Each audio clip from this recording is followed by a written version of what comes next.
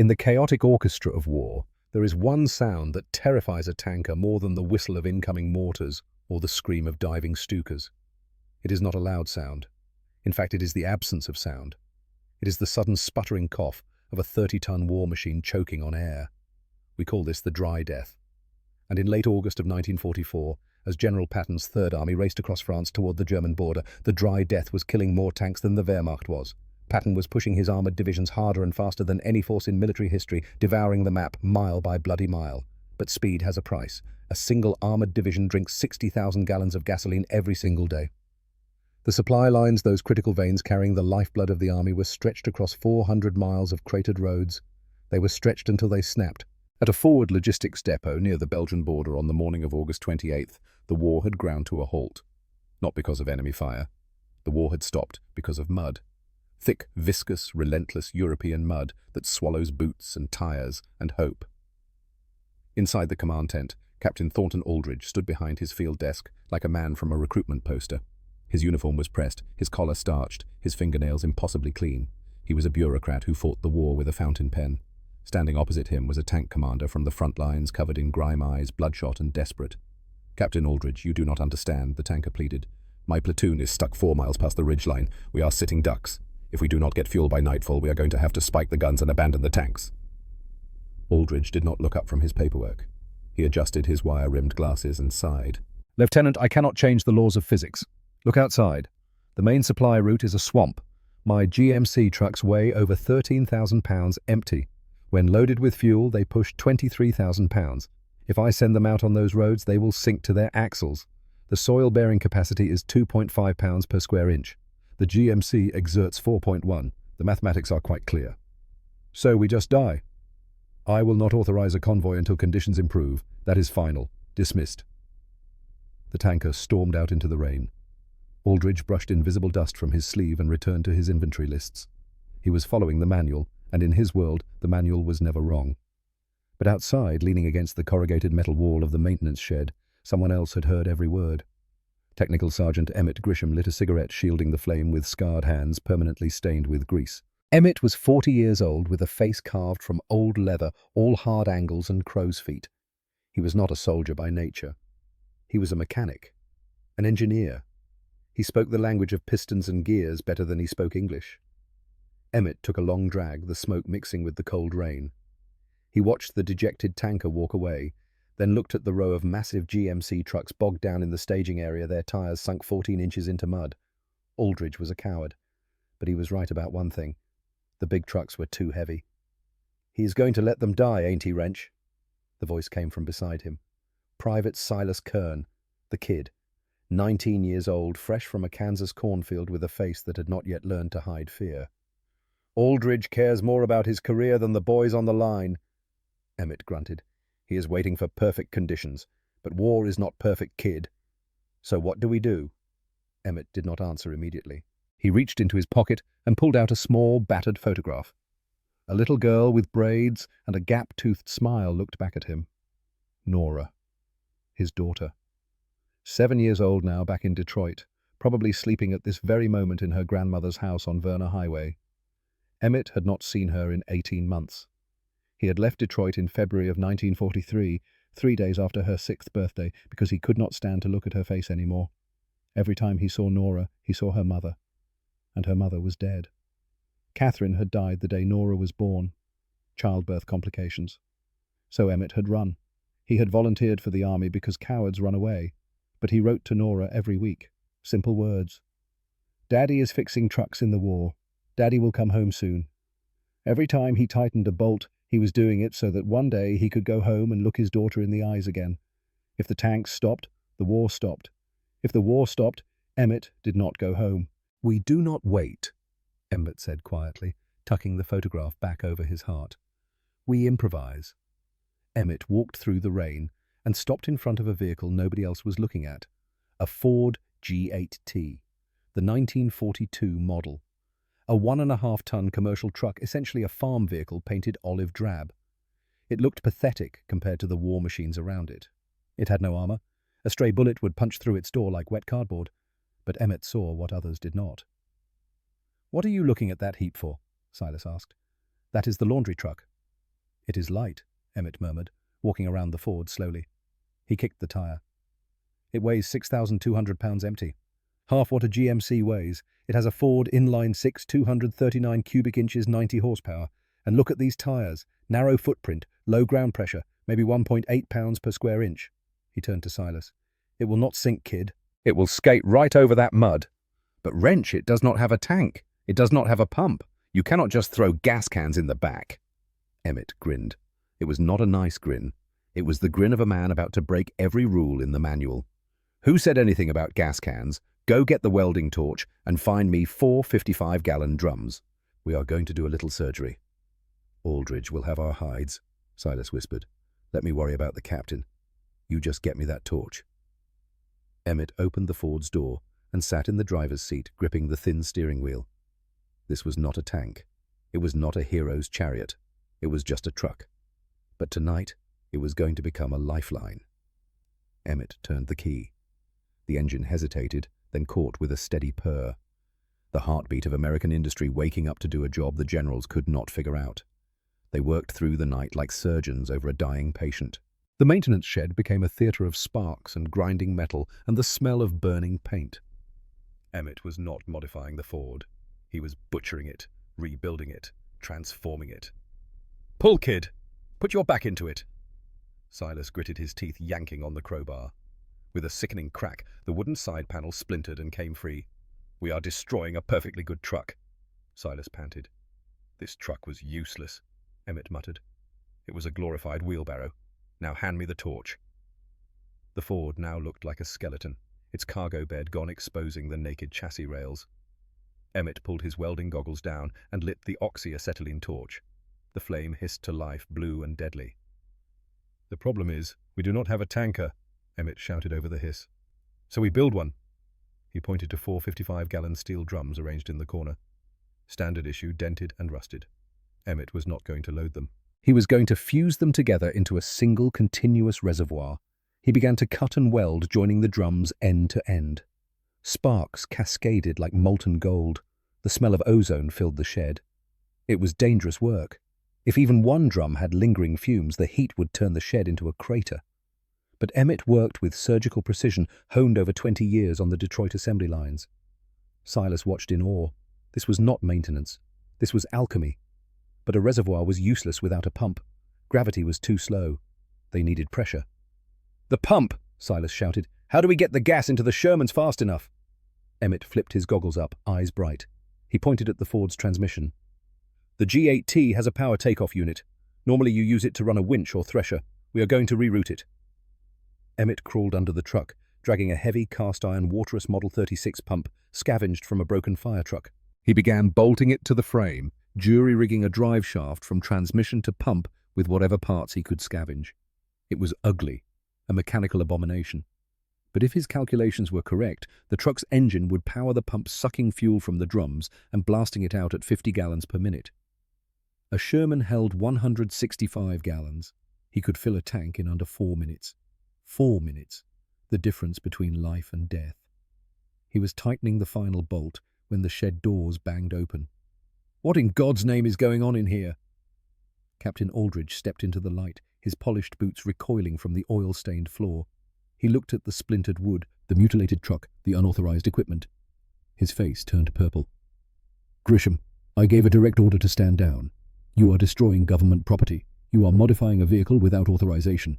This is a court-martial offense. Kern, call the military police." Silas froze, terrified. But Emmett stood up slowly, towering over the captain. "You can arrest me, Captain," Emmett said, his voice low and dangerous. "You can throw me in the stockade, but do you hear that?" Emmett pointed east toward the invisible front lines. The distant rumble of artillery was constant, a low thunder that never stopped. "That is the sound of the 4th Armored Division getting pounded.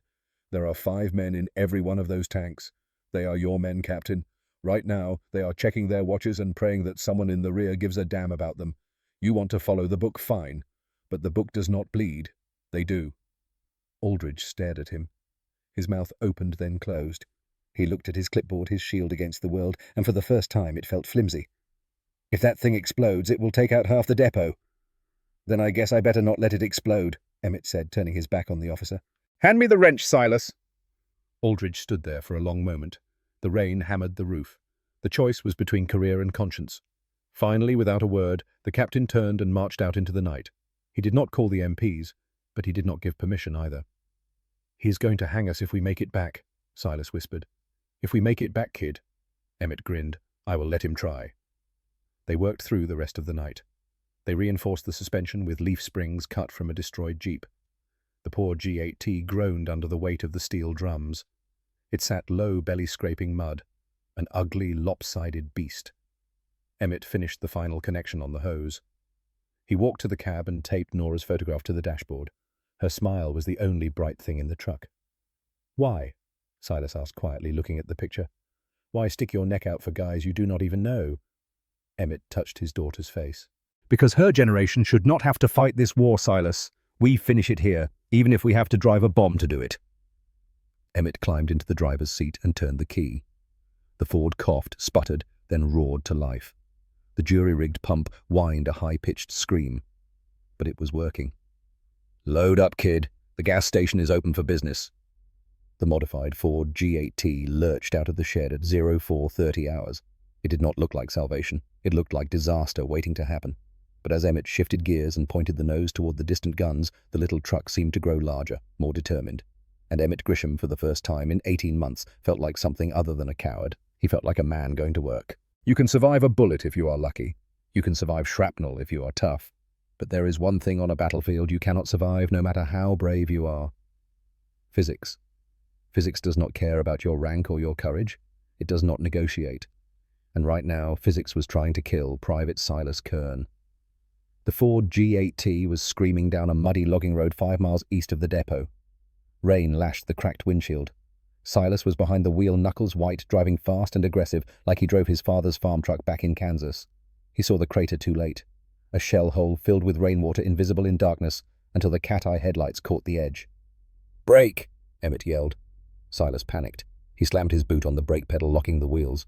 On a normal truck carrying solid cargo, the vehicle would have skidded to a halt. But this was not normal cargo. Behind the cab, inside the 4 welded drums, 220 gallons of aviation fuel did what liquid always does when momentum shifts violently. It rushed forward like a tidal wave. Free surface effect, the invisible killer of tanker trucks. When a vehicle decelerates suddenly, the liquid does not decelerate with it. It keeps moving, slamming into the front wall with the force of a battering ram. 220 gallons, 1,840 pounds of gasoline.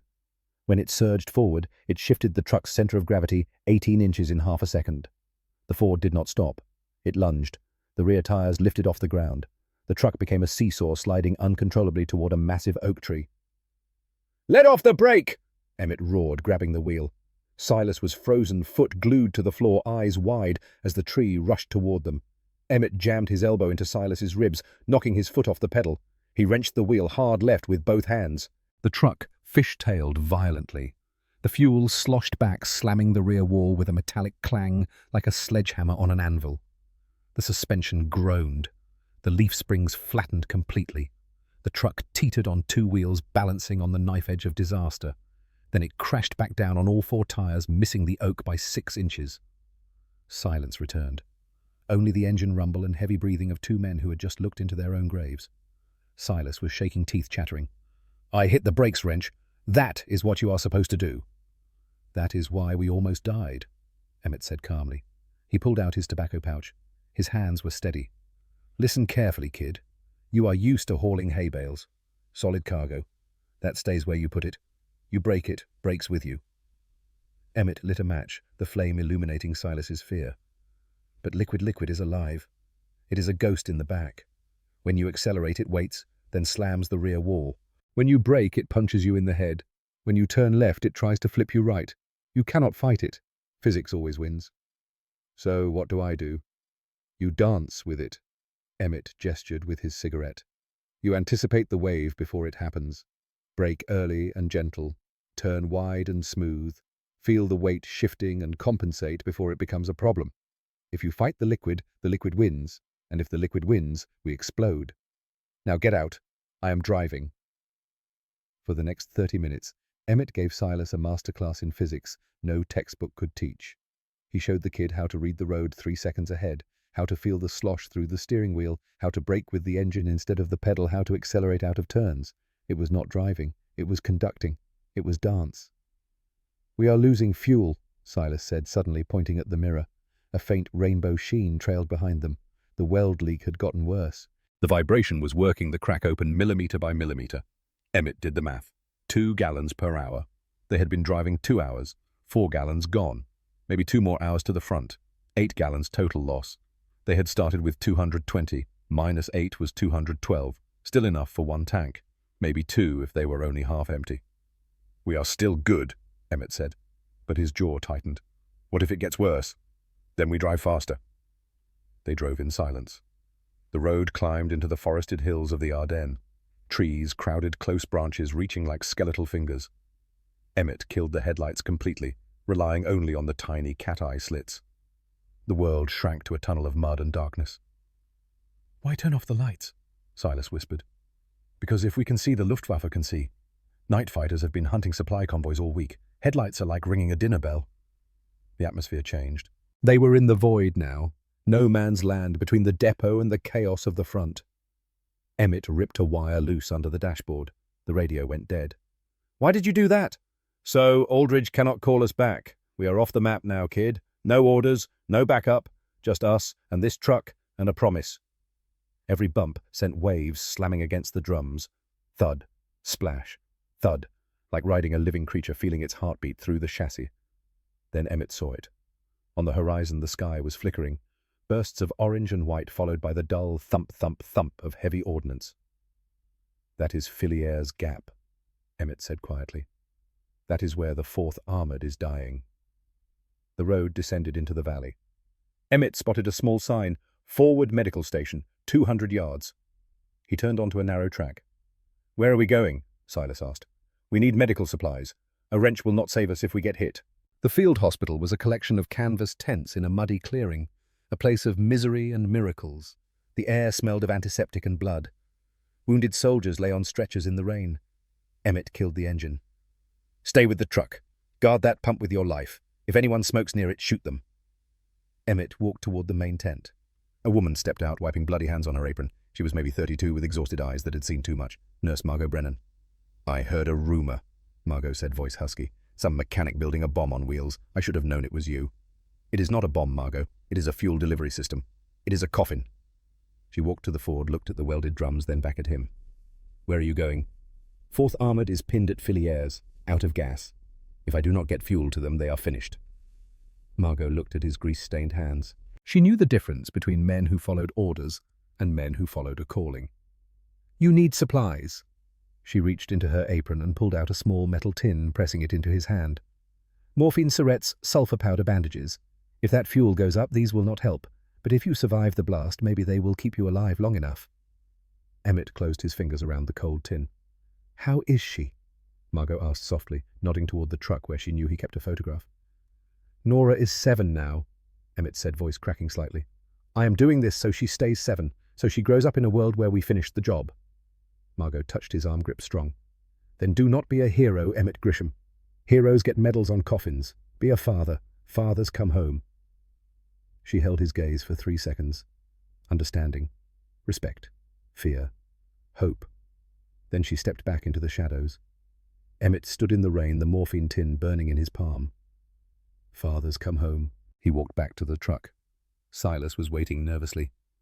"Who was that?" "Our conscience," Emmett muttered, putting the tin in his breast pocket next to Nora's photo. Before he could start the engine, the salvaged radio crackled to life. Static, then a desperate voice from the bottom of a well. "Iron Fist to any station. Iron Fist to any station. We are down to 3 rounds. Fuel is 0. Kraut's moving up the East Ravine. This is Sergeant Kovar. We are signing off. God help us." The signal died. Silas looked at Emmett, eyes wide with panic. "That is them. We are not going to make it in time." Emmett gripped the wheel knuckles white. He felt the engine vibration, smelled the leaking gasoline, felt the morphine tin and Nora's photograph against his heart. "They are not signing off yet," Emmett growled. He shifted into gear. The transmission ground together violently. "Hold on, kid. We are done practicing. Now we dance for real." The Ford surged forward into darkness. The speedometer climbed, 30, 35, 40 miles per hour. Emmett was no longer dancing with physics. He was wrestling with it, challenging it, daring it to kill him before he completed his mission. The road curved and Emmett did not slow. He felt the liquid surge right compensated left. The truck drifted through the turn like a race car, all four tires on the edge. But Emmett held it. He had spent 20 years building these trucks. He knew every rivet, every bolt, every weakness. He knew exactly how far he could push before the machine died. They roared through the forest branches, scraping like fingernails on a coffin. The artillery fire grew closer, louder. The ground trembled with each impact. Then, through the trees ahead, Emmett saw movement. Not headlights, spotlights. Powerful German spotlights cutting through darkness. "Emmett," Silas' whispered voice strangled. "What is that?" Emmett's blood turned to ice. He knew that sound. A high-pitched squeal of metal on metal, steel tracks grinding against steel wheels, and underneath a deep guttural diesel growl you could feel in your chest. "That is not ours," Emmett said quietly. "What do you mean?" "Shermans have Ford V8 gasoline engines. They roar. That sound, that is a diesel. Maybach HL120. 300 horsepower. Those are overlapping steel plate tracks, not our rubber blocks." Emmett's jaw clenched. "That is a German Panzer IV, and we just drove right down its throat." The spotlight swung toward them, painting the windshield in blinding white. Silas and Emmett were completely exposed in a truck filled with enough gasoline to vaporize a city block. They had been found. Courage is not the absence of fear. Courage is doing your job while your heart tries to punch through your ribcage and your brain screams at you to run. Blinded by the Panzer's spotlight, Emmett did not reverse. He froze. "Do not move," Emmett hissed, hand clamping Silas's knee. "Do not breathe. It is a tank wrench. It is going to turn us into mist. It is a predator. Predators react to movement, so we give it none." The Panzer IV sat 30 yards away, engine idling with that guttural chug. The turret rotated slowly, the 75mm cannon swinging like a curious dinosaur's head. The spotlights swept over the Ford from front to back, lingering on the wooden rails, mud-caked wheels, the absurd welded drums. For 5 agonizing seconds the German commander hesitated. Why? Because what he saw was impossible. American supply trucks traveled in convoys of 50 guarded by jeeps with air cover. They did not drive alone at night in contested territory, looking like junk assembled by a blind man. The German did not see a threat. He saw a mistake, a lost farm truck, abandoned debris, something so pathetic it was not worth an 88mm shell. "He is confused," Emmett breathed, "wondering if we are worth the ammunition." The spotlight lingered one more heartbeat. Then it flicked away, swinging back to the road. The turret began returning forward, dismissing the Ford as beneath notice. Emmett's muscles coiled like steel springs. His foot hovered over the accelerator hand, gripping the gearshift. He was counting, waiting for the exact moment. The Panzer's engine note changed as the driver prepared to move forward. "Now!" Emmett hissed. He did not reverse. He stomped the accelerator and threw the wheel hard right. The Ford did not retreat. It charged, diving off-road into dense underbrush. Branches exploded against the windshield. Small trees snapped like toothpicks. Behind them, the German realized his mistake a fraction too late. The Hull machine gun opened fire. Tracer rounds tore through the night, brilliant red streaks passing through the spot where the Ford had been 2 seconds earlier. "Go, go, go!" Silas yelled, holding the dashboard as the truck bounced violently. "I am going!" Emmett wrestled the wheel like fighting a living thing. The fuel slammed against the drums. Thud, thud, thud. Behind them, the Panzer began to turn, crashing through the forest, but the monster was heavy. 25 tons.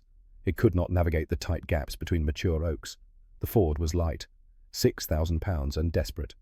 Emmett aimed for every narrow space the Panzer could not follow, using the forest itself as a weapon. They broke through the tree line onto a dirt track. Emmett straightened the wheel and shifted up. The speedometer climbed past 45. Behind them, the Panzer emerged turret rotating to track them. The German gunner had a clear shot. Crack! The 88mm shell screamed past, missing by 10 feet. It impacted a tree ahead and detonated. The shockwave rocked the Ford sideways. Emmett fought the wheel, kept the truck moving. His mind calculated distances and speeds with engineering precision. Panzer 25 miles per hour. Ford 45. 20 mile per hour differential. The gap would widen 30 yards every 10 seconds. But the gunner just needed luck once. And luck in warfare is statistical inevitability. "There," Silas pointed. A creek bed cut across the path, maybe 3 feet deep. Emmett made the decision instantly. He yanked the wheel and aimed into the creek. The truck plunged down, water spraying. The Panzer, too heavy, stopped at the edge. If it followed, it would bog down. The German commander knew this. He stopped main gun tracking, but the angle was wrong. The depression too steep. Emmett drove along the creek for 200 yards before angling back up. When he looked in the mirror, the Panzer was gone. They had escaped. "We made it," Silas gasped, laughing with manic relief. "Check the fuel gauge," Emmett said quietly. Silas looked. His laughter died. The leak was much worse. The violent off-road driving had ripped the crack wide open. Fuel poured out at an alarming rate. According to the gauge, they had maybe 180 gallons left. "Emmett," Silas said slowly, "a Sherman holds 165 gallons. We only have enough for one tank now." Emmett's jaw tightened. He kept driving, pushing harder, trying to outrun the mathematics catching up to them. 10 minutes later, through a gap in the trees, they saw it. A clearing, maybe 400 yards across. In the center, arranged in a defensive triangle, were 3 M4 Sherman tanks. Silent, dark, motionless. "Are they dead?" Silas whispered. "No," Emmett said, spotting movement. A hatch popped open. "Just sleeping." Emmett flashed the headlights. 3 short, 1 long, 3 short. Morse code. V for victory. A figure emerged from the lead tank's turret, face black with soot eyes, sunken with exhaustion. "Get that thing in here," the tank commander roared over distant mortar fire. "Kraut's moving up the east ravine 500 yards out." Emmett drifted the Ford sideways, sliding into the clearing between the 3 tanks. He killed the engine. The sudden silence was profound. "Kid man the pump," Emmett ordered. Silas scrambled out and ran to the back. He engaged the PTO lever. Mechanical clunk as the power takeoff connected to the pump. The engine RPM dropped. The waterous pump began to scream a high-pitched whine like a blender crushing rocks. "Too loud!" Silas yelled. "They will hear us in Berlin!" "Let them hear!" Emmett grabbed the rubber hose and dragged it toward the nearest Sherman. The tank commander met him at the rear hull fuel cap. His name tape read Kovar. He looked 30 but seemed 50. "You crazy son of a bitch," Kovar said, voice rough with emotion. "You actually came." "Service with a smile," Emmett grunted, jamming the nozzle into the fuel intake. "Open your cap, Sergeant." Kovar twisted the cap off. Emmett locked the coupling. "Open the valve, Silas." The pump shuddered. The hose stiffened as pressure forced gasoline through. The fuel began to flow. Glug, glug, glug, the most beautiful sound in the world. But the pump noise had a price. From the tree line 300 yards away, muzzle flashes sparked. A heartbeat later, bullets slapped the Sherman's armor. Ping, ping, ping. "Infantry!" Kovar yelled, dropping into his turret. "German scouts heard the pump." "Emmett, get down!" Silas screamed. "I cannot!" Emmett yelled back. The jury-rigged fitting had no automatic shut-off. If he let go, pressure would blow the nozzle out and spray gasoline over the 600-degree engine deck. "I have to hold it." Emmett stood exposed on the tank's back, hunched over the fuel connection, like protecting a candle flame in a hurricane. A sitting target. Silas grabbed his M1 Garand and started firing blindly into the trees. The rifle kicked. Brass clinked on mud. "Hurry!" Silas screamed. "Please, God, hurry!" Bullets whizzed past Emmett's head like angry hornets. One struck the Ford's fender, punching clean through. Another ricocheted off the turret with a sound like hammer on anvil. Emmett did not flinch. He stared at the connection, willing the liquid faster. A mortar round exploded 30 yards away, spraying mud and shrapnel. A piece of hot metal sliced Emmett's left cheek. Blood ran down his face, mixing with rain and sweat. He did not wipe it away, just held the nozzle counting gallons.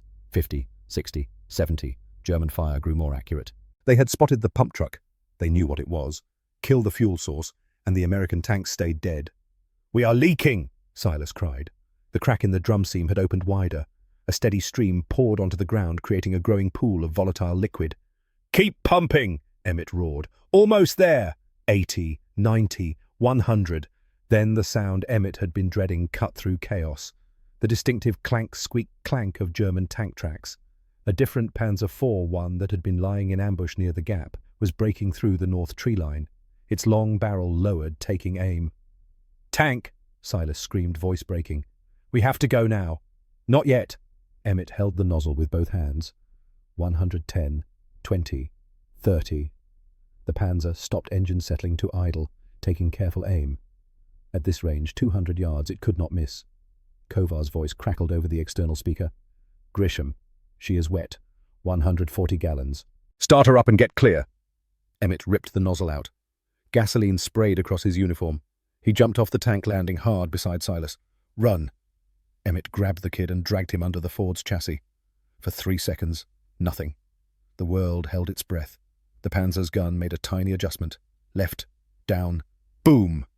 The 88mm shell whistled overhead, missing the low-profile Ford by 18 inches and exploded in the trees. The German had aimed for a standard truck height. The weighted-down Ford sat 6 inches lower. The shell sailed harmlessly over. Then the ground shook with American fury, waking up. Vroom! The 500-horsepower Ford GAA V8 of Iron Fist roared to life. It coughed black smoke, then settled into thunderous idle you could feel in your teeth. The turret began rotating. Not manually, hydraulically, powered by fresh fuel. The Sherman's turret whipped around with mechanical whine faster than the Panzer's manual traverse. Much faster. "Target acquired," came Kovar's voice like an angry god. "Range 200 yards. Load armor piercing." Crack! The Sherman's 76mm gun fired. The muzzle flash lit the clearing like a flashbulb. The M62 shell left the barrel at 2,600 feet per second, crossing 200 yards in a quarter second. It hit the Panzer's front glasses just below the driver's viewport. German armor was good. But physics is physics. The American shell punched through 40mm of face-hardened steel like tinfoil. The Panzer shuddered. For a moment, nothing. Then the ammunition inside cooked off. The tank exploded from within. A tower of orange flame shot 50 feet up, illuminating the battlefield like a second sun.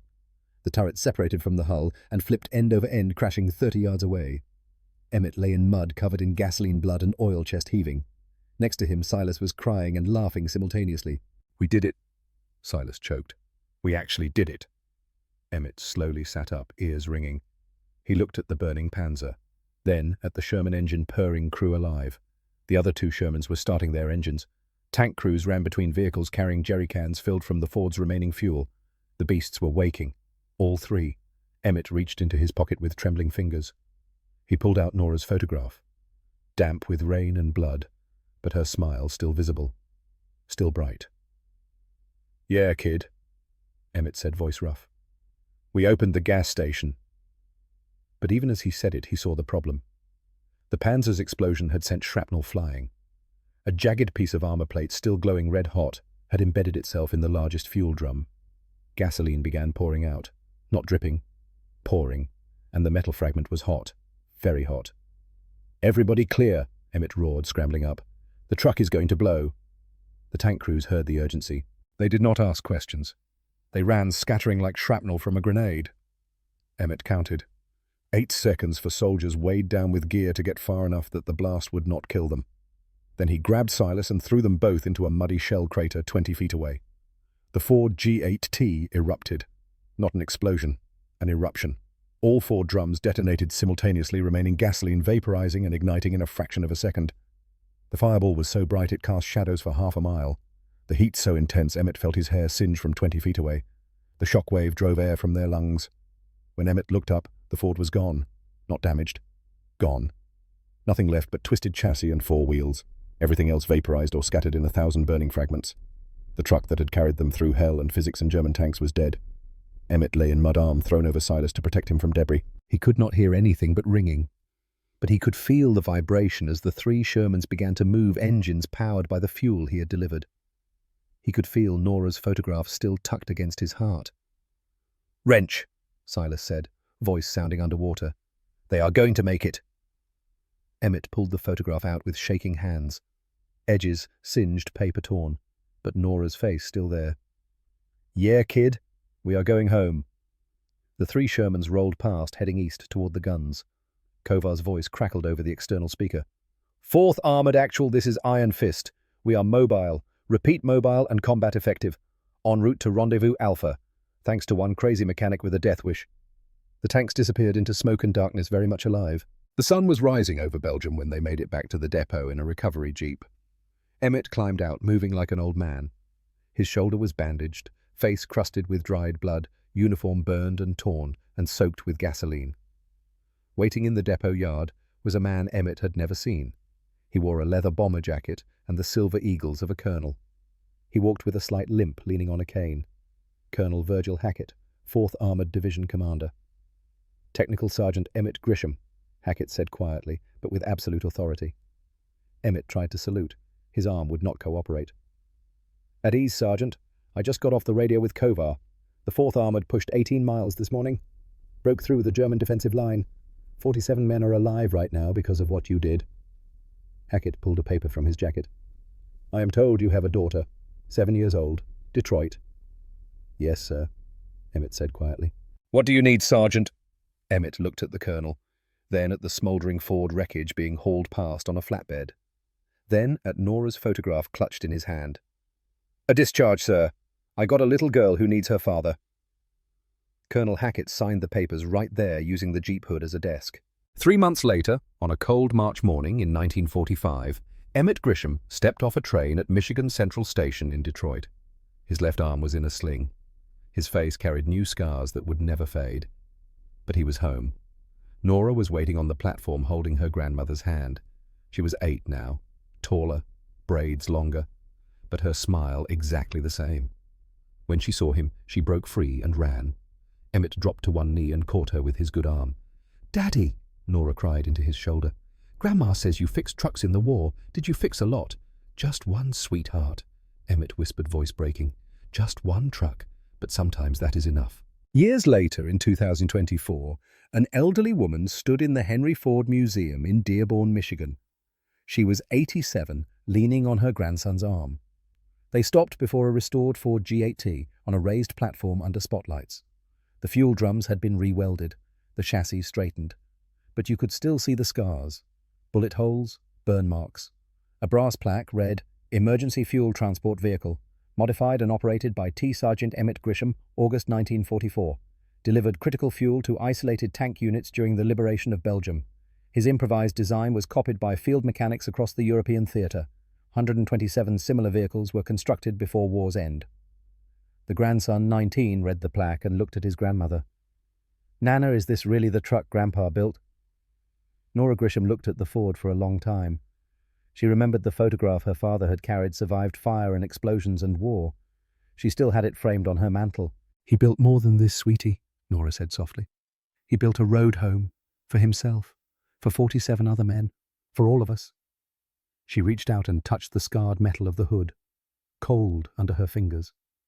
But she could still feel the echo of her father's hands, the hands of a man who understood that wars are not won by men holding guns. They are won by men holding wrenches, by fathers who know that going home means making sure other fathers can go home too. That is not heroism, that is just mathematics. And sometimes mathematics is all you need.